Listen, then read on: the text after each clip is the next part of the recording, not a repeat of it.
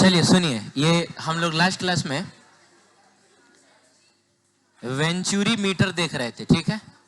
और इसमें हम लोग देख रहे थे कि ये भी एक यूट्यूब टाइप का होता है।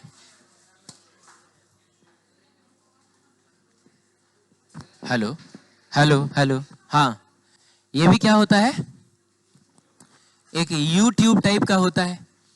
तो उसमें आवाज आ रही है क्या? आवाज आ रही है? ठीक है। तो जैसे मान लीजिए कि कोई पाइप है और ये जो पाइप है वो अनइक्वल क्रॉस सेक्शन का है, ठीक है। आपको दिख रहा होगा कि ये कहीं पे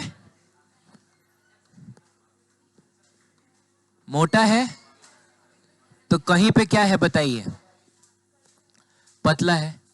कहीं पे पाइप मोटा है तो कहीं पे पाइप पतला है, ठीक है। अब हम क्या करेंगे ना, इसमें एक ऐसा यू स्ट्रक्चर का ट्यूब कनेक्ट कर देंगे, ठीक है। और इसी अरेंजमेंट को बोला जाता है वेंचुरी मीटर। अभी फिलहाल मान के चलिए कि इसमें कोई भी फ्लूइड वगैरह मूव नहीं कर रहा है, पाइप एकदम खाली है। तो हम इसमें ना अभी कोई फ्लूइड डालेंगे, जैसे मरकरी डाला हमने, तो बाबू मरकरी डालोगे तो उसका जो लेवल होगा वो दोनों आर्म्स में बिल्कुल इक्वल होगा कि नहीं बताइए। अरे जितना इसमें होगा उतना ही इसमें होगा, बढ़िया है। अब हमने क्या किया ना कि इसमें हम कोई फ्लूइड भेजते हैं, जैसे मान लीजिए कि हम इसमें पानी भेजते हैं, तो पानी भेजेंगे तो उसका तो फ्लो होगा ना, अरे बोलो।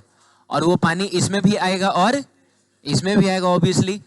ये अलग बात है कि फ्लो सिर्फ उसी पानी का होगा जो इस पाइप में है, इस वाले पानी का फ्लो नहीं होगा। आप समझ रहे हैं? बहुत बढ़िया। अब हमने इसमें क्या किया कि दो पॉइंट्स ले लिए। एक पॉइंट मान लीजिए हमने ले लिया यहाँ पर, इसको हम लोग 1 कह देंगे और इसको क्या बोल देंगे, 2 बोल देंगे। तो इसकी वेलोसिटी को v2 बोल देते हैं, इसकी वेलोसिटी को v1 बोल देते हैं। तो इतना तो आपको समझ में आ रहा होगा कि दोनों सेम नहीं होगा। बताइए कहाँ की वेलोसिटी ज्यादा होगी? यहाँ की वेलोसिटी ज्यादा होगी क्योंकि क्रॉस सेक्शन एरिया कम है, और यहाँ की वेलोसिटी कम होगी। तो अगर मैं प्रेशर की बात करूं तो यहाँ का प्रेशर अगर P1 है और यहाँ का प्रेशर अगर, तो प्रेशर कहाँ का ज्यादा होगा? तो जहां का वेलोसिटी कम होता है वहां का प्रेशर ज्यादा। तो यहाँ का प्रेशर ज्यादा होगा और यहाँ पर प्रेशर, तो बाबू क्या है ना कि यहाँ का प्रेशर ज्यादा है, तो ज्यादा प्रेशर से वो इस मरकरी को दबाएगा जा। अरे यहाँ प्रेशर ज्यादा है, मान लो 10 पास्कल है, और यहाँ का प्रेशर मान लो कितना है, 8 पास्कल है। तो क्या होगा, इधर से प्रेशर ज्यादा पड़ेगा, इधर से प्रेशर कम पड़ेगा। तो आपको नहीं लग रहा ये जो लेवल है कुछ ऐसा हो जाएगा, ये थोड़ा नीचे चला जाएगा, ये थोड़ा ऊपर चला जाएगा। तो आफ्टर सम टाइम आपको दिखेगा कि सिचुएशन कुछ ऐसा हो गया, इसका लेवल थोड़ा नीचे आ गया और इसका लेवल बढ़ के थोड़ा ऊपर चला गया। और अगर ध्यान से देखा जाए तो बताइए दोनों के बीच में आपको लेवल का डिफरेंस दिख रहा है ना। अब ये लेवल का डिफरेंस जब हमने मेजर किया तो मान लीजिए कितना आया, h आया। अरे बोलो यार। अच्छा एक और बात है, ये ऐसा क्यों हुआ, मतलब ये नीचे आया ये ऊपर गया, ऐसा हुआ क्यों? तो लॉजिकल जवाब तो ये है कि इधर से ज्यादा प्रेशर दिया गया था, इधर से कम प्रेशर दिया जा रहा था। लेकिन एक्चुअल जवाब ये है ना कि फ्लो सिर्फ इस पानी का हो रहा है, इसके अंदर के फ्लूइड का फ्लो नहीं हो रहा। अगर मान लो इसका फ्लो होता तो क्या, सॉरी, इसका फ्लो होता तो क्या होता, इधर से मान लो पानी अगर एंटर कर जाता और इधर से निकल रहा होता तो सारा का सारा मरकरी इधर से निकल के उधर नहीं चला जाता। तो इसका फ्लो नहीं हो रहा है, यानी ये वाला जो फ्लूइड है वो अभी हाइड्रोस्टैटिक्स में है, यानी वो रेस्ट में है। और बाबू जब कभी भी फ्लूइड रेस्ट में रहे, एक दूसरे से कनेक्टेड रहे और सेम फ्लूइड हो, तो सेम हॉरिजॉन्टल लेवल पर प्रेशर सेम रहता है। तो अगर मैंने एक पॉइंट यहाँ ले लिया और एक पॉइंट यहाँ ले लिया ना, अरे बोलो, तो प्रेशर सेम होना चाहिए, बोलिए ना। हाँ, ऊपर से क्या है कि जैसे मान लीजिए कि 10 पास्कल का प्रेशर दिया जा रहा है, लेकिन इधर से तो 8 ही पास्कल ने दिया जा रहा था, अरे बोलो, तो यहाँ और यहाँ का प्रेशर तो सेम नहीं होता, इसलिए ये थोड़ा सा उठ गया। इसलिए उठ गया ताकि बचा हुआ 2 पास्कल ये दे सके। ओ माय गॉड, तो 8 पास्कल ऊपर से 2 पास्कल ये दे देगा, तो मिला जुला के यहाँ का भी 10 पास्कल नहीं हो जाएगा, और इधर से तो वैसे ही 10 पास्कल दिया जा रहा था। तो इसीलिए, तो कहने का मतलब है कि ये जो मरकरी का कॉलम है, इसके द्वारा एग्जॉर्टेड प्रेशर जो होगा वो इन दोनों पॉइंट्स के प्रेशर के डिफरेंस के बराबर होगा। क्लियर है? तो चलिए अगर मान लिया जाए कि इस पॉइंट और इस पॉइंट के बीच में हम बर्नौली थ्योरम लिखना चाह रहे हैं, तो बताइए क्या क्या लिखा जाए। सबसे पहले लिखा जाता है P1 प्लस रो जी और H लिखा जाता है। तो एक काम करिए ना, रेफरेंस लाइन हम लोग यही पे ले ले, क्या रेफरेंस लाइन हम इसी को मान लें। तो रेफरेंस लाइन इसी को मान लेने से H कितना हो जाएगा, दोनों के लिए 0 हो जाएगा। तो ये हो जाएगा आपका रो जी और कितना 0 और प्लस हाफ रो और V1 का स्क्वायर इज इक्वल्स टू, उस पॉइंट के लिए बताइए क्या लिखा जाए, P2 प्लस रो जी 0। अरे उसके लिए भी तो H 0 ही ना होगा इस पॉइंट के लिए, दोनों तो सेम हॉरिजॉन्टल लेवल पर तुमने लिया है। और प्लस हो जाएगा हाफ रो और कितना V2 का स्क्वायर हो जाएगा। कुछ तो बोलो। अब सुनो, एक काम करो, तुम ना इस P2 को उधर लेके आ जाओ, तो P1 माइनस P2 कितना हो जाएगा। अरे P2 को इधर लेके चले जाओ, बाकी सबको तब उधर लेके जाओ। ये तो बेचारा वैसे ही 0 और ये भी 0 है, इसका कोई रोल नहीं है आगे के कैलकुलेशन में। और हाफ रो को अगर हम लोग कॉमन ले लें तो इसमें पहले से क्या था V2 स्क्वायर माइनस ये जब इधर आएगा तो प्लस से माइनस ना हो जाएगा, तो ये हो जाएगा V1 का स्क्वायर। अच्छा एक और बात है, यहाँ का क्रॉस सेक्शन एरिया बाबू अगर हम लोग A1 ले लेते हैं, ठीक, और यहाँ का क्रॉस सेक्शन एरिया कितना ले लेते हैं, तो इक्वेशन ऑफ कंटिन्यूटी आपको याद है, बताइए वो क्या हुआ करता था, A1 V1 is equal to A2 V2। आप एक काम करिए, यहाँ से V2 की वैल्यू निकालिए, तो बताइए V2 इज इक्वल टू कितना होगा, A1 बाई A2 इंटू क्या, ऐसा V1 हो जाएगा ना, ठीक है। अब इसमें हम लोग ये जहां V2 है उसकी जगह पे, अरे V2 की जगह पे हम लोग ये वाली चीज जा रहे हैं डालने, तो बताइए P1 माइनस P2 कितना होगा, तो हाफ रो और V2, सॉरी हाँ इसी की जगह पे ना रखना है, तो इसकी जगह पे हम लोग रखेंगे A1 बाई A2 इंटू क्या V1, लेकिन उसका स्क्वायर ना है, तो कर लीजिए, और माइनस क्या हो जाएगा V1 का स्क्वायर। अब इसमें से देखिए V1 स्क्वायर तो कॉमन होकर बाहर निकल जाएगा, तो P1 माइनस P2 जो होगा हाफ रो V1 का स्क्वायर, और स्क्वायर को अंदर भेज दो, तो कहने का मतलब ये A1 स्क्वायर बाई कितना A2 स्क्वायर और माइनस 1, ऐसा करके हो जाएगा। हमारा मकसद देखिए V1 निकालना है, तो क्या होगा 2 ऊपर जाएगा, हाँ 2 ऊपर जाएगा, रो नीचे जाएगा, ये चीज भी नीचे आएगा, अरे ये पूरा का पूरा नीचे आएगा ना, और स्क्वायर इधर जाके क्या बनेगा बोलिए, रूट बन जाएगा। सही है, तो बताइए अल्टीमेटली आपको आपका जो V1 है वो कितना मिलेगा, तो V1 इज इक्वल टू, देखो बाबू मिलने जा रहा है, सबसे पहले तो बड़ा सा रूट आएगा, चलिए P1 माइनस P2, ये 2 जाके मल्टीप्लाई होगा, वेरी गुड, और रो जाके डिवाइड होगा, और ये वाला चीज भी तो जाके डिवाइड ही ना होगा, तो ये हो जाएगा आपका A1 स्क्वायर अपॉन और माइनस कितना 1, इतना करके हो जाएगा। अब सुनिएगा, ये जो P1 माइनस P2 है, यानी इन दोनों पॉइंट्स के बीच का जो प्रेशर का डिफरेंस है वो किसके बराबर होगा, वो इसी के इस कॉलम के द्वारा एक्सर्टेड प्रेशर के बराबर ना होगा।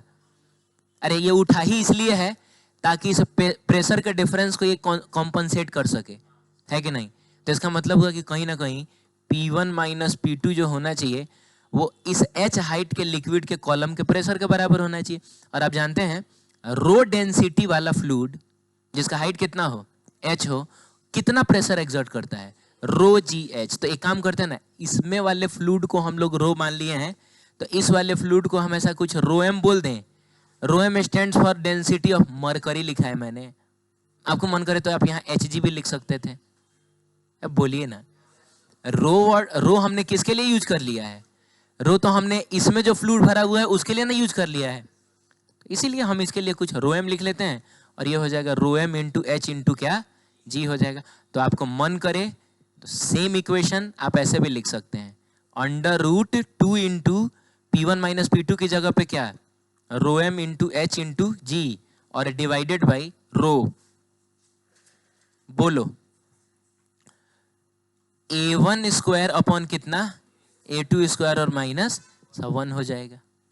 सही है, चलिए देख लीजिए, प्रूफ बहुत ज्यादा इंपॉर्टेंट नहीं है, रिजल्ट इंपॉर्टेंट है, इससे कहीं ज्यादा ये इंपॉर्टेंट है। देख लीजिए सब उसमें लिखा होगा।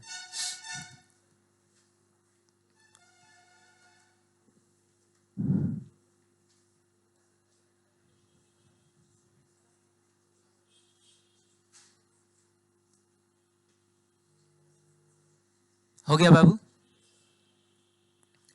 बोलिए, हाँ बोलिए। ठीक है, आगे बढ़ते हैं। दोबारा समझना है क्या इसमें कुछ? ठीक है, आगे बढ़ते हैं। चलिए, ये एनसीईआरटी का क्वेश्चन है और क्वेश्चन का नाम है ब्लड वेलोसिटी। जैसे हमारे बॉडी में जो ब्लड है ना, अगर उसकी वेलोसिटी आपको मेजर करनी है तो उसके लिए भी हम लोग वेंचुरी मीटर का इस्तेमाल करते हैं, क्योंकि हमारी बॉडी में भी ब्लड पाइप्स में ही ना फ्लो करता है। उन पाइप्स को क्या बोला जाता है? नस बोला जाता है। हम लोग तो हिंदी में नस जानते हैं, अंग्रेजी में शायद ये दो टाइप का होता है ना। एक होता है आर्टरी होता है और एक होता है वेन होता है। आर्टरी थोड़ा मोटा होता है और उसमें शायद गंदा ब्लड उसी में फ्लो करता है। ना ना, उल्टा बोल दिया मैंने, रहने दीजिए। बोलता है, ठीक है सुनिए, इधर देखिए। बोलता है कि the flow of blood in a, अच्छा आर्टरी, आर्टरी हार्ट का पार्ट नहीं ना होता है?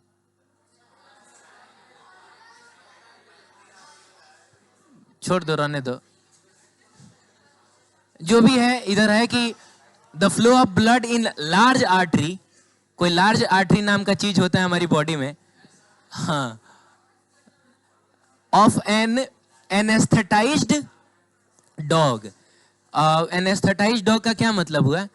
डॉग को बेहोश कर दिया गया है। इज डाइवर्टेड, क्या बाबू? एनेस्थेसिया बोलना चाह रहे हो? हाँ बोलो ना, तो क्या है इसका मतलब? क्या? अच्छा, मैंने गलत बोला क्या कि एनेस्थेटाइज्ड डॉग का मतलब हुआ डॉग को बेहोश किया गया है? तो मैंने सही बोला ना, तो बीच में काहे के लिए बोल रहा है? हैं? हमको तुम प्रिंस समझ लिया है क्या? Anaesthetised dog is diverted through, हो गया ना? लार्ज आर्टरी में जो ब्लड फ्लो कर रहा था ना, उसको हमने डाइवर्ट कर दिया किधर बताइए? एक वेंचुरी मीटर में, ताकि हम उसका स्पीड पता कर सकें। The wider part of the meter, अच्छा वो वेंचुरी मीटर में आपने देखा ना, एक जगह मोटा होता है एक जगह पतला होता है। तो वाइडर पार्ट ठीक उतना ही है जितना आर्टरी का क्रॉस सेक्शन है। ये लिखा होगा, पढ़िए आप इसमें। The wider part of the Venturi meter has cross section area equal to artery, और वो एरिया भी दिया हुआ है 8 मिलीमीटर स्क्वायर, ठीक है। नैरोअर पार्ट का एरिया जो है वो कितना दिया हुआ है? 4 मिलीमीटर स्क्वायर दिया हुआ है। तो हमको देखो उसके लिए आर्टरी वार्टरी सब जानने की जरूरत नहीं है। वेंचुरी मीटर का तो स्ट्रक्चर हमको पता ना कि कैसा होता है। बोलिए ना, इसमें मान लीजिए एक जगह कहीं ऐसा मोटा होता है, एक जगह कहीं पतला होता है, और इसी में हम लोग क्या करते हैं? बोलिए, ऐसा हाँ यूट्यूब टाइप का एक चीज जोड़ देते हैं, और जब इसमें हम फ्लो कराएंगे फ्लूइड का, तो यहाँ लेवल लो रहता है और यहाँ लेवल हाई हो जाता है, और दोनों के बीच में डिफरेंस अगर कितना है बताइए? h है। यहाँ की वेलोसिटी को अगर हम लोग v1 मान ले, यहाँ की वेलोसिटी को हम लोग v2 मान ले, यहाँ के क्रॉस सेक्शन एरिया को a1 मान ले, यहाँ के क्रॉस सेक्शन एरिया को क्या मान ले? a2 मान ले। तो इस क्वेश्चन में आप देख लीजिए कि दिया क्या क्या हुआ है। तो क्वेश्चन में a1 दे दिया है, कितना दिया हुआ है? 8 मिलीमीटर स्क्वायर, और a2 भी दिया हुआ, वो कितना दिया हुआ है? 4 मिलीमीटर स्क्वायर। बाकी कुछ नहीं दिया है, बोलिए। लेकिन आपको एक और चीज दिया है कि pressure drop in the arteries कितना? 24 पास्कल। अच्छा, प्रेशर ड्रॉप का मतलब समझ रहे हो? कितना प्रेशर कम हुआ है। हाँ, तो कहीं ना कहीं चेंज इन प्रेशर है। तो मिला जुला के हमको ना बाबू P1 माइनस P2 डायरेक्ट दे दिया है। कितना है बताइए? 24 पास्कल है। क्लियर है? तो हमसे पूछ रहा है कि बताइए यहाँ पर ब्लड की वेलोसिटी कितनी होगी। तो फॉर्मूला हम लोगों ने पढ़ा है ना कि V1 इज इक्वल टू होता है अंडर रूट 2 इंटू, बोलो, P1 माइनस P2 और डिवाइडेड बाई रो, और यहाँ पे हो जाएगा A1 अपॉन A2 का होल स्क्वायर, और माइनस कितना? ऐसा ही ना कुछ फॉर्मूला पढ़ा था। तो बस फॉर्मूला याद रहेगा, जो भी वैल्यूज दी रहेंगे पुट करेगा, आपको आंसर मिल जाएगा। अब एनसीईआरटी का है तो हो सकता है कि उतना बढ़िया डेटा इसने ना दिया हो कि सॉल्व करे तो आसानी से सॉल्व हो जाए, लेकिन फिर भी कोशिश करते हैं। बताइए 2 और P1 माइनस P2 डायरेक्ट तुमको कितना दे दिया है? 24 दे दिया है, तो आप यहाँ पे 24 लिख लीजिए। रही बात रो के वैल्यू की, तो हमारे ब्लड की जो डेंसिटी होती है शायद 1.06 इंटू 10⁻³ होता है ना। समुद्र के पानी का 1.03 होता है, ब्लड का 1.06 होता है, हल्का सा पानी से ज्यादा होता है। ये पानी का 1 इंटू 10⁻³ होता है, और इनका 1.06 इंटू 10⁻³ होता है। तो क्या बहुत ज्यादा अंतर है क्या? हल्का फुल्का अंतर है, ठीक है। तो ये हो जाएगा 1. जगह नहीं है, इधर लिखते हैं हम लोग, अंडर रूट 2 इंटू क्या बोलिए? 24 डिवाइडेड बाई 1.06 इंटू 10⁻³ और A1 बाई A2, A1 की जगह पे हम लिखेंगे 8 मिलीमीटर स्क्वायर ना, डिवाइडेड बाई 4 मिलीमीटर स्क्वायर, और फिर इसका भी स्क्वायर करके -1 करके सॉल्व कर लेंगे हम लोग। और क्या मतलब, इससे तो ये सीधा कट जाएगा, कितनी बार में जाएगा, 2 दूना कितना, 4 में से गया 3, है कि नहीं, 3 से ये कट जाएगा 8 बार में, तो 8 दूनी 16, तो मिला जुला के ये आपका √16 डिवाइडेड बाई, अच्छा इसको भी अगर हम ऊपर लेके चले जाएं 1.06 इंटू 10⁻³ कितना, -3 नहीं हो जाएगा, करेंगे हम इसको सॉल्व, कैलकुलेटर यूज कर लीजिएगा, तो जो कुछ भी आ जाए। कितना आता है वैसे, नो आइडिया, कोई बात नहीं, यहां से कर लेंगे हम लोग, ये मैथमेटिक्स का पार्ट हो गया, ठीक है। इसमें कुछ दोबारा समझना है, आगे बढ़ सकते हैं हम लोग फिर, चलिए ठीक है, ये आप ट्राई करिएगा, रन दीजिए question. Archimedes principal, hello, Archimedes बहुत पुराने जमाने के साइंटिस्ट थे, मतलब उस समय वो राजा महाराजा के दरबार में रहा करते थे। कहाँ रहा करते थे, हाँ, तो आर्किमिडीज के बारे में एक बहुत ही फेमस किस्सा ये है कि एक बार राजा ने किसी सोनार को मुकुट बनवाने के लिए दिया, उसने कहा कि एकदम प्योर गोल्ड का तुम मुकुट, मुकुट समझते हो ना, ताज, ताज ही ना बोला जाता है, हाँ, अंग्रेजी में क्या कहते हैं, क्राउन कहा जाता है, अच्छा हाँ, मुकुट बनवाने के लिए दिया एकदम सोने का। तो किसी ने राजा से कहा कि इसने जो मुकुट बनाया है इसमें कुछ इम्प्यूरिटी है, हो सकता है इसमें कुछ पीतल मिलाया है कि नहीं। अब देख के तो थोड़ा पता चलेगा, अरे बोलो, मान लो 1 kg का है, उसमें अगर 100 ग्राम पीतल ही मिला दे तो थोड़ा पता चलेगा कि इसमें पीतल मिला हुआ है, वो भी पीला होता है, ये भी पीला होता है, पीला पीला मिल के पीला ही बनेगा, ठीक है। तो राजा ने आर्किमिडीज से कहा कि तुम जाओ पता करो कि इसमें इम्प्योरिटी है कि नहीं, इसमें पीतल मिला हुआ है कि नहीं, और मिला भी है तो कितना मिला है, और लेकिन कंडीशन ये है कि तो पिघलाना उगलाना नहीं है। अब मान लो कि पूरा पिघला दिया, बाद में आके बता रहे कि ना सर एकदम ये प्योर है, तो फिर दोबारा बनवाना पड़ेगा उसको, और अगर तुमने नहीं बताया कि कितना है ना तो तुमको मैं फांसी पर चढ़ा दूंगा, इतना खर्चा कर रहा हूं मैं तुम्हारे लिए, है कि नहीं। एक स्पेशल पोस्ट बताओ साइंटिस्ट का, उसने अपने दरबार में रखा हुआ है, और अगर वो ना बता पाए तो उसके जीने का कोई फायदा है। हाँ, तो बोला कि जाओ 2-3 दिन का तुम्हारे पास टाइम है, पता करके ले आओ। अभी बेचारा टेंशन में आ गया कि यार देख कम कैसे इसको बताएंगे कि है वो भी 1 ही kg का, तो कैसे पता करे कि इसमें कितना सोना है कितना पीतल है कि नहीं। तो अब बेचारा सोचता रहा और दिमाग पर नहीं आ रहा था कि हम क्या करें। तो जब आदमी बहुत टेंशन में होता है तो नहाता है, बहुत लोगों के साथ ऐसा होता है, नहीं होता है क्या, अच्छा कोई बात नहीं है। जीनियस लोग जो होते हैं ना, उनकी प्रॉपर्टी होती है, जब पानी ऊपर से गिरता है ना तो दिमाग थोड़ा ज़्यादा काम करता है, जो भी मैल वैल सब जमा होता है दिमाग के अंदर वो सब धुल जाता है। तो वो नहाने के लिए बाथ टब में जैसे ही उतरे, बाथ टब में लेटे जैसे ही, तो पानी का लेवल थोड़ा सा ऊपर नहीं आ जाएगा।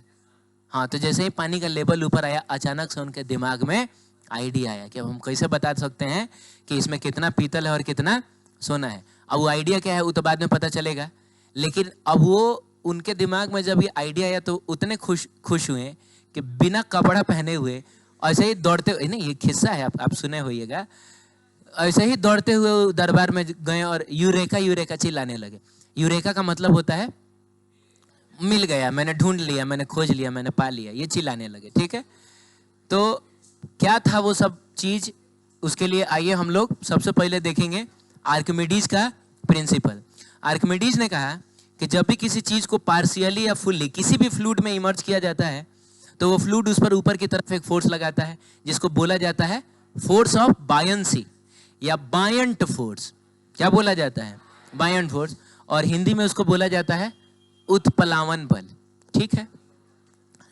ये चीज सुनिए, ये चीज आपने भी महसूस किया होगा। जैसे एक बोतल ले लीजिए, एकदम खाली कर दीजिए, आप उसको एयर टाइट कर दीजिए, मतलब ढक्कन लगा लीजिए, अंदर में हवा भरा होगा, और उस बोतल को आप पानी के अंदर डालने की कोशिश करिएगा। आप ये बिल्कुल महसूस करिएगा कि ऐसा लग रहा है जैसे पानी इसको नीचे जाने से रोक रहा है, और जैसे ही छोड़िएगा वो कहाँ जाता है? ऊपर आ जाता है। इसका मतलब उस पानी ने उस बॉटल पे कोई ना कोई फोर्स ऊपर की तरफ लगाया होगा, तब ना वो ऊपर आया होगा, ग्रेविटी को हरा के ऊपर आया होगा जा। हाँ, तो उसी अपवर्ड फोर्स को बोला जाता है बायंट फोर्स। अरे बोलो ना। हाँ, तो अब जब भी कभी किसी चीज को फुल्ली या पार्शियली इमर्ज करिएगा तो वो फ्लूइड जो होगा ऊपर की तरफ बायंट फोर्स लगाता है। फुल्ली का मतलब पूरी तरीके से डूबा हुआ है।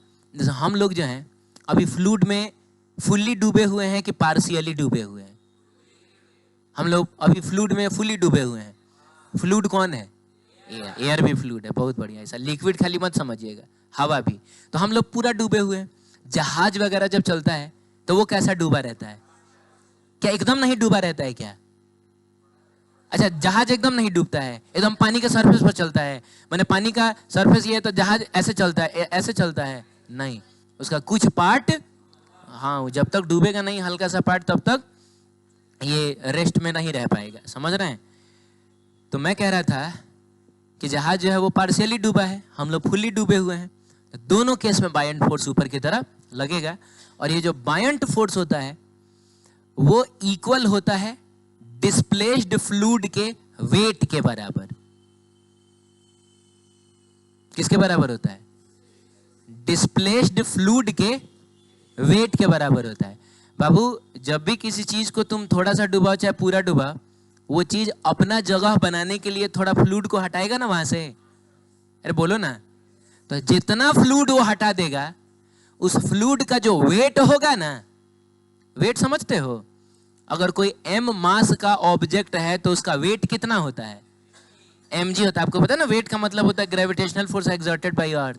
तो वेट जो होगा वो कितना होता है बताइए? mg के बराबर होता है। बोलो ना। तो mg के ही बराबर ऊपर की तरफ बायंट फोर्स लगेगा। सही है? तो आइए हम लोग देखते हैं कि हम इस फोर्स को फिर कैसे डिराइव कर सकते हैं। तो आपको दिख रहा होगा फ्लूइड में मैंने एक ऑब्जेक्ट को इमर्ज किया है, डुबाया है। बताइए क्या ये ऑब्जेक्ट फुल्ली इमर्ज्ड है? कैसा इमर्ज्ड है? Partially emerged. और कितना डूबा हुआ है? तो बाबू नहीं तो मतलब ठीक है, दिखने में आधा लग रहा है, लेकिन जरूरी थोड़े का हमेशा आधा ही डूबेगा। बोलिए ना। लेकिन फिलहाल अगर लग रहा है आधा तो आप मान लीजिए। अब एक बात बताइए, मान लीजिए इसका टोटल वॉल्यूम जो है वो v है, चाहे v डैश मान लेते हैं। इस ऑब्जेक्ट का टोटल वॉल्यूम कितना मान लेते हैं? v डैश मान लेते हैं। और जितना पार्ट डूबा हुआ है उसका वॉल्यूम कितना मान लेते हैं? v मान लेते हैं। हाँ, हो सकता है कि जो v हो v डैश का आधा हो। जैसे आपने कहा कि सर देखिए आधा डूबा हुआ है, हो सकता है 1/4 भी हो सकता है, 3/4 भी हो सकता है। बोलिए ना। हैं? जैसे आपको पता है बर्फ जब डुबाया जाता है पानी में, बर्फ जब डुबाया जाता है पानी में, तो बाबू उसका बस एक हिस्सा ऊपर रहता है, बाकी का 10वां हिस्सा कहाँ रहता है? नीचे रहता है। हैं? आपको ये बात पता है? जो मतलब जैसे टाइटेनिक डूबा था ना किसी आइसबर्ग से टकरा के, तो जो पहाड़ टाइप का आपको दिखेगा वो समझ लीजिए बस एक हिस्सा है, उसका 10 गुना कहाँ रहता है? नीचे डूबा रहता है। तो यहाँ मैं पूछूं कि बताओ कितना वॉल्यूम डूबा हुआ है? तो ये डूबा हुआ है 10/11 पार्ट डूबा हुआ है। पूरे पार्ट को अगर हम 11 हिस्सों में डिवाइड करें, यही होता है, या तो 9/10 होता है क्या? कंफर्म हो एकदम? अब ठीक है, कोई बात नहीं है। 90%? अच्छा ठीक है, तो मान लिया जाए 9/10। तो एक हिस्सा ही बस निकला हुआ है, बाकी का 9 हिस्सा अंदर डूबा हुआ है। ठीक है, तो इस केस में 9/10 पार्ट डूबा हुआ है। इसको देख के आपने कहा कि सर आधा हिस्सा डूबा हुआ है कि नहीं? वो सब ऑब्जेक्ट पर डिपेंड करेगा। ठीक है, चलिए अब सुनिएगा। मैं अगर आपसे पूछूं कि बताइए इस ऑब्जेक्ट ने कितने वॉल्यूम का पानी डिस्प्लेस किया है, कितने वॉल्यूम का पानी इसने हटाया होगा? अरे तो उतना ही ना हटाया होगा जितना ये डूबा है। अगर ये खुद 1 मीटर क्यूब का है तो पूरा 1 मीटर क्यूब थोड़े डूबा हुआ है, आधा मीटर क्यूब डूबा हुआ है। तो आधा मीटर क्यूब पानी ही ना यहां से डिस्प्लेस हुआ होगा। अरे बोलिए ना। हाँ, तो जो फ्लूइड डिस्प्लेस हुआ है उसका वॉल्यूम हम कितना ले रहे हैं? बोलिए। v क्या है? v क्या है बताइए? v जो है वो है वॉल्यूम ऑफ डिस्प्लेस्ड फ्लूइड बोल दीजिए, नहीं जरूरी नहीं है कि हम वाटर ही बोलेंगे, फ्लूइड में तो कुछ भी हो सकता है ना, इवन गैसेस के लिए भी ये पॉसिबल होता है। तो वॉल्यूम ऑफ क्या, डिस्प्लेस्ड फ्लूइड कहिए। अच्छा है, आप इसको ये भी कह सकते हैं volume of immersed part of क्या रे बाबू, ऑब्जेक्ट। ये तुमको नहीं समझ में आया क्या? उतना ही फ्लूइड ना डिस्प्लेस होगा जितना डूबेगा। अरे बोलो ना। तो ये V जो है ये दोनों हो सकता है, वॉल्यूम ऑफ डिस्प्लेस्ड फ्लूइड कहिए, volume of immersed part of object कहिए। अरे बोलिए। चलिए, रो जो है, रो जो है वो हो गया क्या बताइए, डेंसिटी। अरे बोलिए, डेंसिटी ऑफ क्या, फ्लूइड हो जाएगा, रो डेंसिटी ऑफ फ्लूइड हो गया। तो अगर मुझको मास निकालना है, क्या निकालना है, मास निकालना है, तो आपको एक बात पता होना चाहिए कि डेंसिटी जो होता है वो होता है मास पर unit volume. Mass is equal to हो जाएगा डेंसिटी इनटू क्या, वॉल्यूम। तो हम डेंसिटी को वॉल्यूम से मल्टीप्लाई कर देंगे, तो रो हो गया डेंसिटी ऑफ फ्लूइड और V हो गया वॉल्यूम ऑफ डिस्प्लेस्ड फ्लूइड। तो इसका मतलब हुआ कि ये हो गया मास ऑफ, आप समझे ही नहीं, मास ऑफ क्या, डिस्प्लेस्ड फ्लूइड। अरे ये डिस्प्लेस्ड फ्लूइड की डेंसिटी है और ये डिस्प्लेस्ड फ्लूइड का वॉल्यूम है, तो डेंसिटी और वॉल्यूम को मल्टीप्लाई करोगे तो तुमको डिस्प्लेस्ड फ्लूइड का मास नहीं मिल जाएगा। अब हमको निकालना वेट ना है, तो बाबू वेट जो होता है वो कितना होता है, वो तो mg होता है, और m हमने अभी अभी निकाला रो इंटू v, और आप इसको मल्टीप्लाई कर दीजिए किससे, g से, और यही होता है बायंट फोर्स। बायंट फोर्स किसके बराबर होता है, डिस्प्लेस्ड फ्लूइड के वेट के बराबर होता है। तो ये हो गया आपका रो भी जी। अरे बोलो। तो जिसमें कोई तुमसे पूछेगा, पहले तो ये फॉर्मूला तुमको याद रखना होगा, बोलो सब लोग मिलकर, रो भी जी। कोई पूछेगा रो क्या है, डेंसिटी ऑफ ऑब्जेक्ट नहीं, डेंसिटी ऑफ फ्लूइड, ठीक है। भी क्या है, वॉल्यूम ऑफ डिस्प्लेस्ड फ्लूइड। लेकिन इससे बढ़िया होगा कि आप उससे ये कहिएगा V जो है वो क्या है, volume of immersed part of object, क्योंकि वो आपको साफ साफ दिखेगा। अरे बोलिए ना, डिस्प्लेस्ड फ्लूइड का वॉल्यूम उतना ही ना होगा जितना पार्ट डूबा हुआ है, और कितना पार्ट डूबा हुआ आपको साफ साफ दिख रहा है ना बाबू। तो ये हो गया डेंसिटी ऑफ फ्लूइड, ये हो गया volume of immersed part of the object, volume of immersed part of the object, और G जो है वो क्या हो गया, एक्सेलरेशन ड्यू टू ग्रेविटी, यानी कि अर्थ के सरफेस की बात करें तो 9.8 मीटर पर सेकेंड स्क्वायर हो गया, हो जाएगा। फिर से बोलिए, रो भी जी, रो भी जी, वेरी गुड। देखिए लिखा होगा उसमें सब।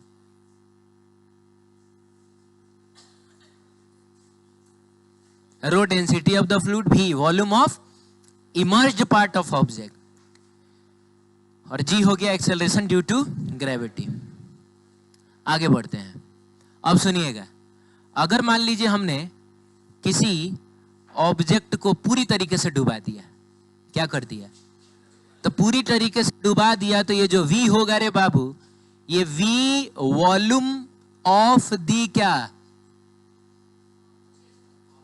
अरे volume of the whole object ना हो जाएगा, ठीक है। तो वॉल्यूम ऑफ दी हो गया तुम्हारा ऑब्जेक्ट कहो, अच्छा यही हो गया volume of the emerged part of object, बात बराबर ही है। अरे पूरा का पूरा डूबा हुआ है, बोलिए ना, हाँ ठीक है। तो उस केस में अगर मैं आपसे पूछूं कि अगर इसकी डेंसिटी हम रो मान लें, बाबू इसकी डेंसिटी हम रो नॉट मान लें, क्या मान लें, रो नॉट। रो नॉट को हम लोग चाहे रो ओ भी बोल सकते हैं, डेंसिटी ऑफ द ऑब्जेक्ट। अरे क्या है ये, डेंसिटी ऑफ द ऑब्जेक्ट है ये, है कि नहीं। तो आप बताइए कि इस पर नीचे की तरफ क्या लगेगा, इस ऑब्जेक्ट पर ग्रेविटेशनल फोर्स, बोलो जल्दी। तो ग्रेविटेशनल फोर्स mg होता है, और हमने अभी अभी देखा है कि मास के लिए हम डेंसिटी को किससे मल्टीप्लाई करते हैं, वॉल्यूम से। तो बताइए इसका मास अगर हमको चाहिए, तो इसकी डेंसिटी जो कि कितनी है, रो नॉट है, उसको हम इसके वॉल्यूम से मल्टीप्लाई कर दें, और इसका वॉल्यूम तो पूरा का पूरा v ना है, तो ये हो गया मास ऑफ द ऑब्जेक्ट। अब मल्टीप्लाई करेंगे G से, तो ये मिल गया हमको ग्रेविटेशनल फोर्स। अरे क्या मिल गया? तो ये ग्रेविटेशनल फोर्स मिल गया, ये Fg कह दीजिए आप इसको। ये ग्रेविटेशनल फोर्स एक्सर्टेड बाय अर्थ है ऑन दिस ऑब्जेक्ट। ऊपर की तरफ क्या लग रहा होता है? अरे ऊपर की तरफ क्या लगता है? बायंट फोर्स, है कि नहीं? और बायंट फोर्स का फॉर्मूला होता है रो भी जी। रो में हम किसकी डेंसिटी, ऑब्जेक्ट की डेंसिटी लिखें? नहीं, बायंट फोर्स में रो की जगह पे लिखा जाता, रो जो होता है वो फ्लूइड की डेंसिटी होती है। वी का मतलब हुआ volume of immersed part of object. तो काय का इमर्ज्ड पार्ट? पूरा का पूरा ऑब्जेक्ट जब डूबा हुआ है तो पूरा का पूरा वॉल्यूम ना लिखेंगे?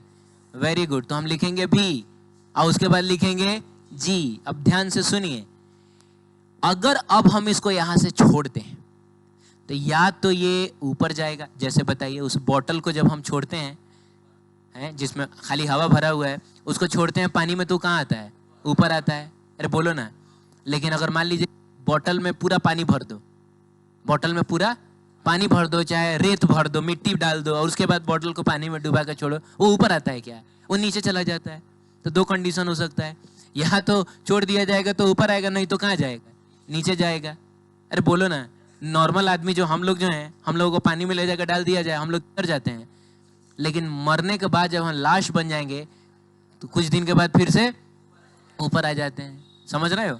हाँ, तो बात ऐसी है कि ये ऊपर आएगा कि ये नीचे जाएगा, ये कौन डिसाइड करेगा? ये कौन डिसाइड करेगा? ये दोनों फोर्सेस डिसाइड करेंगी। अगर बायंट फोर्स ज्यादा हो गया mg से तो ये कहाँ जाएगा? ऊपर जाएगा। और अगर ग्रेविटेशनल फोर्स ज्यादा हो गया बायंट फोर्स से तो कहाँ जाएगा? नीचे जाएगा। अच्छा, एक नॉर्मल बलून लीजिए जिसमें हवा भरा हुआ है, उसको आप यहाँ छोड़िएगा तो कहाँ जाता है? नॉर्मल बलून जिसमें हवा भरा हुआ है ऊपर चल जाता है, गजब आदमी हो तो। कहाँ जाता है? लेकिन वही बलून में अगर हीलियम भर दिया जाए कहाँ जाता है? ऊपर जाता है। तो नॉर्मल बलून के केस में mg ज्यादा है, बायंट फोर्स कम है। अच्छा, आपको पता ना कि एटमॉस्फेयर के बायंट फोर्स की वजह से ये ऊपर जा रहा है। हाँ, तो बायंट फोर्स कम है, लेकिन वही हीलियम भर दीजिएगा ना तो mg, हीलियम बड़ा हल्का होता है, तो mg हो जाएगा कम और बायंट फोर्स हो जाएगा ज्यादा, तो कहाँ चला जाता है? ऊपर चला जाता है। तो वही केस है। तो अब ध्यान से सुनिएगा, अब इन दो फोर्सेस में ना ये जो vg है वो दोनों में सेम है। देखिए सेम है कि नहीं? अंतर किस चीज में है? तो इसमें रो है और इसमें रो नॉट है। तो अगर मान लीजिए रो ज्यादा हो गया, क्या ज्यादा हो गया?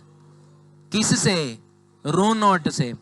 यानी ऑब्जेक्ट की डेंसिटी कम हो गई। अरे यार, ऑब्जेक्ट की डेंसिटी कम हो गई फ्लूइड की डेंसिटी से। तो तुम बताओ ना बाबू, दोनों साइड थोड़ा भीजी मल्टीप्लाई करें तो ये हो जाएगा रो भीजी ग्रेटर देन रो नॉट भीजी। और ये क्या है? ये बायंट फोर्स है। और ये क्या है? Gravitational force. यानी बोलना चाह रहा है कि बायंट फोर्स हो जाएगा ज्यादा, ग्रेविटेशनल फोर्स हो जाएगा कम। मान लो ये 10 न्यूटन हो गया, ये 8 न्यूटन हो गया, तो नेट फोर्स ऊपर ना लगने लगेगा और ये कहाँ चला जाएगा? ऊपर चला जाएगा। इसका मतलब ऑब्जेक्ट जो होगा वो फ्लोट करेगा। क्या करेगा? वो तैरने लगेगा, ऊपर आके तैरने लगेगा। लेकिन अगर मान लीजिए अब की बार ऑब्जेक्ट की डेंसिटी ज्यादा हो गई। किसकी डेंसिटी? ऑब्जेक्ट ज्यादा डेंसर हो गया। अरे बोलो ना। तो उस केस में दोनों साइड भीजी मल्टीप्लाई तो कर ही सकते हो ना। तो rho naught V g greater than rho V g. Gravitational force is greater than buoyant force. तो ग्रेविटेशनल फोर्स ज्यादा हो गया तो ये कहाँ चला जाएगा? नीचे चला जाएगा। तो इसको बोला जाएगा कि ये हो जाएगा सिंक, डूब जाएगा। क्या हो जाएगा? सिंक कर जाएगा, डूब जाएगा, नीचे चला जाएगा। क्लियर है? लेकिन क्या एक तीसरा केस हो सकता है क्या, जिसमें दोनों की डेंसिटी क्या हो जाए? जितनी डेंसिटी फ्लूइड की है उतनी ही डेंसिटी ऑब्जेक्ट की भी कहीं हो जाए। हो सकता है, कोई दिक्कत नहीं है। दो डिफरेंट मटेरियल्स की डेंसिटी सेम हो सकती है। तो उस केस में अगर दोनों साइड हम भीजी से मल्टीप्लाई करें तो rho naught V g will be equal to क्या? Rho V g. Gravitational force is equal to buoyant force. यानी जहां छोड़ोगे वहीं पे रह जाएगा, ना ऊपर जाएगा और ना नीचे जाएगा। क्लियर है? तो डिसाइडिंग फैक्टर होता है डेंसिटी। अगर डेंसिटी कम हो गई ऑब्जेक्ट की, अरे बोलिए ना, तो वो कहाँ चला जाता है? कम डेंसिटी वाली चीजें ऊपर आ जाती हैं। डेंसिटी अगर ज्यादा हो गई तो वो कहाँ चला जाता है? ज्यादा डेंसिटी वाली चीजें नीचे चली जाती हैं, डेंसिटी सेम रह गया, जहां रख दो वहीं पे रह जाएगा। देखिए ये भी आपकी किताब में लिखा हुआ है, जल्दी करिए। सही है, वेरी गुड वेरी गुड। अब देखिए बायंट फोर्स क्या है, तो buoyant force net force exerted by fluid ही ना है। ये बायंट फोर्स कौन एक्सर्ट करता है, फ्लूइड एक्सर्ट करता है। तो हालांकि आर्किमिडीज ने जो अपना प्रिंसिपल दिया था, आर्किमिडीज ने जो अपना, वो पढ़ लिख के नहीं दिया था। उस जमाने में पढ़ाई लिखाई नाम की चीजें नहीं होते, वो लोग खाली एक्सपेरिमेंट कर करके ऑब्जर्व करके तब बताता था कि ऐसा होता है कि वैसा होता है। अब सुनो, हाँ, लेकिन आज के जमाने में तो पढ़ाई लिखाई हो है ना, तो आज हम उस चीज को प्रूव भी कर सकते हैं कि क्यों वो रो भी जी होता है। बोलो, क्यों वो रो भी जी होता है। तो आइए उसको हम लोग प्रूव करने की कोशिश करते हैं। तो एक काम करते हैं, हम लोग कंटेनर में कोई भी फ्लूइड ले लेते हैं। तो चलिए लिक्विड ही ले लेते हैं और पानी ले लेते हैं, क्या दिक्कत है इसमें। हम अपने से नहीं, इसमें हम एक सिलेंडर इंसर्ट करते हैं, और ये सिलेंडर ना, ये कोई बाहरी सिलेंडर है। समझ लीजिए कोल्ड ड्रिंक वाला केन नहीं होता है, हाँ, तो वो केन हमने, ढक्कन उसका नहीं खुला, वो लाके हमने यहाँ पे ऐसा रखा है। अरे बोलो ना, तो क्या होगा, ये जो ऊपर वाला फ्लूइड होगा वो नीचे फोर्स लगाएगा, और नीचे वाला जो फ्लूइड होगा वो ऊपर फोर्स लगाएगा। इस फोर्स को अगर हम लोग F1 कह दें, इस फोर्स को अगर हम लोग F2 कह दें, अच्छा इसका क्रॉस सेक्शन एरिया क्या ले लें, A, तो इसका भी क्रॉस सेक्शन एरिया A ही हो जाएगा। अच्छा यहाँ के प्रेशर को अगर हम लोग P1 कह दें, तो यहाँ का भी प्रेशर कितना हो जाएगा, P2 हो जाएगा। अरे बोलिए ना, एक बात आप जानते हैं, एक बात आप जानते हैं कि बाबू P2 जो होगा वो P1 से ज्यादा होगा। नहीं समझे आप, देखिए, अरे P2 P1 से क्यों ज्यादा होगा, क्योंकि जैसे जैसे हम नीचे जाते हैं वैसे वैसे प्रेशर बढ़ता जाता है। और कितना ज्यादा होगा, अगर ये हाई टच है तो रोज ये ज्यादा होगा। ये बात हम लोग जानते हैं। हम जानते हैं कि P2 माइनस P1 जो होगा वो कुछ और नहीं, वो कितना होगा, रोजीएच होगा। अरे हाँ तो बोलो, चलो बढ़िया है। अब सुनो मेरी बात ध्यान से, प्रेशर का मतलब होता है फोर्स पर यूनिट एरिया। इसका एरिया और इसका एरिया सेम है, तो अगर एरिया सेम है तो जहां प्रेशर ज्यादा वहां फोर्स भी ज्यादा। तो कहां प्रेशर ज्यादा है, ये वाला प्रेशर ज्यादा है, इसका मतलब ये वाला फोर्स भी, और ये वाला फोर्स, यानी नेट फोर्स कहां जाएगा, और इसी नेट फोर्स को बायंट फोर्स बोला जाता है। Oh my God, same fluid, ऊपर से कम फोर्स लगा रहा है और नीचे से ज्यादा, तो नेट फोर्स ऊपर नहीं आ जाएगा। यही net force buoyant force. Prove कर लेते हो कैसे वो रो भी जी होता है। तो एक काम करते हैं हम लोग ना बाबू, दोनों साइड ना एरिया एरिया से मल्टीप्लाई करते हैं। तो बताइए हो जाएगा P2A minus P1A is equal to rho g h a. क्या बात है।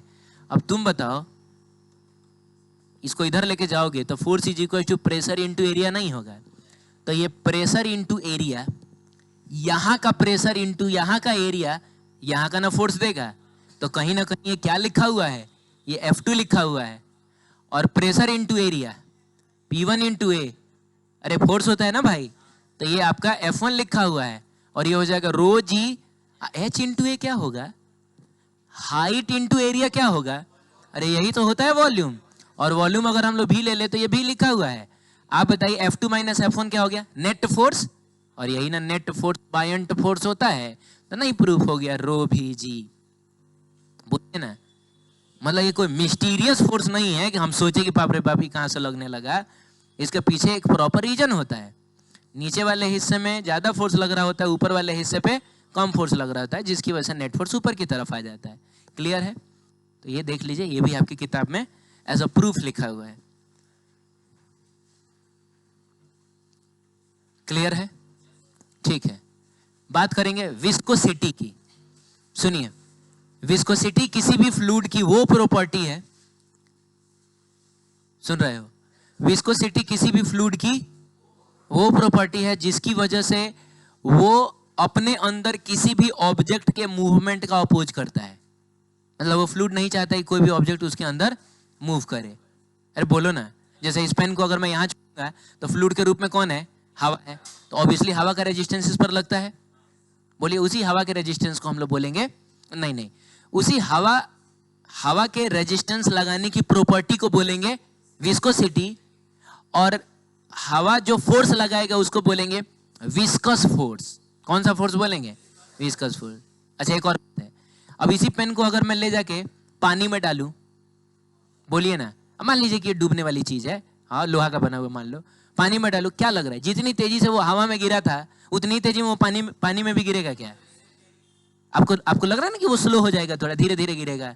अरे बोलो ना, इसका मतलब हुआ पानी के पास मूवमेंट के अपोज करने की प्रॉपर्टी ज्यादा है, यानी कह सकते हैं पानी के पास विस्कोसिटी ज्यादा है।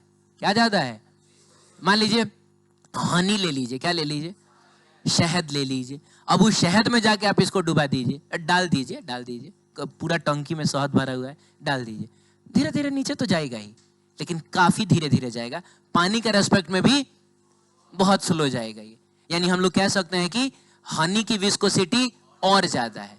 तो विस्कस वर्ड जो है वो थोड़ा सा बड़ा भारी भरकम वर्ड लग रहा है, लेकिन आम बोलचाल की भाषा में हम इसको कहते हैं गाढ़ा।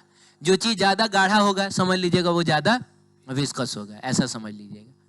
अरे बोलिए ना, हाँ जैसे हम ही लोग मान लो अभी चल रहे हैं तो कहाँ चल रहा है? हवा में नहीं चल रहा है, चल जमीन पर है, लेकिन पैर जो है हमारा कहाँ मूव कर रहा है? हवा में मूव कर रहा है, ठीक है। अब मान लीजिए इतना पानी भरा हुआ है और उसमें हमको चलना हो तो थोड़ा सा दिक्कत तो होगा, हमको लगेगा कि जो पानी है वो हमारे मूवमेंट का अपोज कर रहा है, ठीक है। तो इसका मतलब पानी के पास विस्कोसिटी ज्यादा है। अब मान लो पिछले जन्म में तुम सुअर थे, ठीक है, और तुम नाली में चल रहे हो, ठीक है, तो थोड़ा पिछले जन्म का याद करके बताओ तो पानी के रेस्पेक्ट में ज्यादा मुश्किल हो रहा है, आसान है चलना? हाँ देख लो, उसको याद आ गया।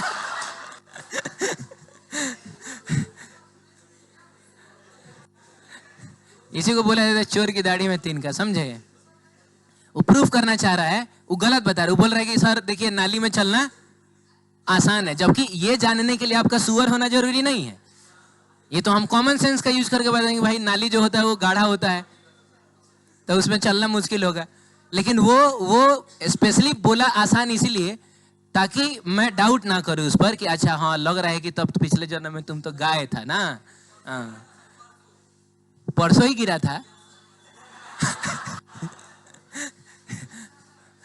अच्छा ठीक है, तो हम लोग बोलेंगे कि जो चीज जितना गाढ़ा है उसके पास विस्कोसिटी उतनी ही ज्यादा होती है, ठीक है।